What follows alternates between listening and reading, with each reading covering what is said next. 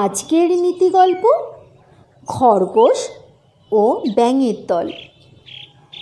খরগোশেরা খুবই দুর্বল আর অসহায় প্রাণী। বলশালী জন্তুর সামনে পড়লেই তাদের মরতে হয়। এই কারণে প্রাণের ভয়ে সারাক্ষণই খরগোশদের তটস্থ থাকতে হয়। স্বাধীনভাবে একটু নিশ্চিন্ত হয়ে চলাফেরা করার উপায়ও তাদের নেই। এভাবে বেঁচে থাকতে কার ভালো লাগে? বাঁচা তো নয়, যেন মরেই থাকা। বনের সব খরগোশ একদিন এক জায়গায় জড়ো হলো। তাদের সকলেরই মনের ভাবনা, এমন ভয়ের জীবন নিয়ে বেঁচে লাভ নেই, এর চেয়ে মরাই ঢের ভালো।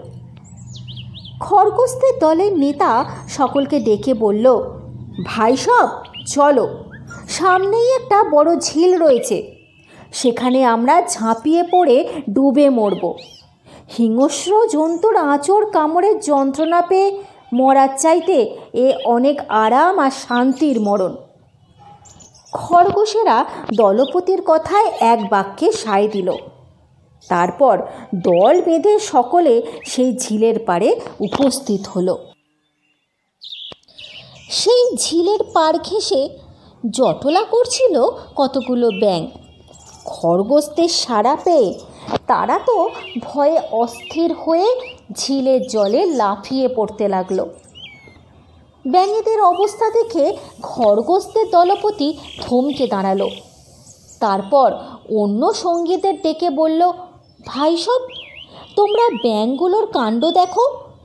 আমাদের মতো জঙ্গলের সবচেয়ে দুর্বল প্রাণীদের দেখে কেমন ভয় পেয়ে জলের তলায় লুকোচ্ছে। এরা আমাদের চাইতেও দুর্বল হয়ে যদি বেঁচে থাকতে পারে, তাহলে আমরা কেন ডুবে মরে জীবনটা নষ্ট করি? চলো চলো, আমরা ফিরে যাই। এইভাবে জীবন নষ্ট করা একদমই ঠিক কথা নয়।